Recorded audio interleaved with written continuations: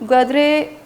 Reporter शरीफ इब्राहिम मैं गुनगा पोहालका शरीफ मरे बुगुश के अंचो जीवनिया दो जिताई दमगा बमत्राक बुतक चीजानक बुतगा के कुजाम दमगा के उद बमत्राक बुतक और ई त्रा के बाबत अच्छी अपडेट अजी ग्वादर इलाका जीवनिया मुख्तलिफ जगह बम धमाका बिता और पुलिस है मुताबिक ऐसे के कोस्ट गार्ड है दो एहलकार जख्मी है ओली बम जो बिता से कोसर बाजार पुलिस है नजदीक का नफ्स बिता और चरीशी त्राका से एच वड़े जानी नुकसान इतला ने और दोमी धमाका जीवनी मिल एरिया या सड़क के कहरा नफ्स कनक बिता आईडी बम और पुलिस मुताबिक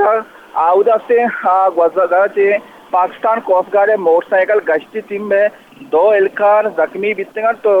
तिब्बी इमदाद देग वास्ता RHC अस्पताल जीवनिया मुंतकिल कनक बितंगा और दोए जख्मी ने हालात ए वादी कतराया से बाहर हैं।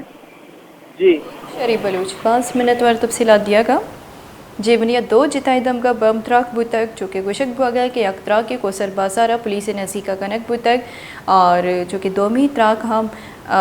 मिलने एरिया कनक बुतक बम त्राक के असरा कोस्ट गार्ड दो कारिंदा ठप्पी बुतगा के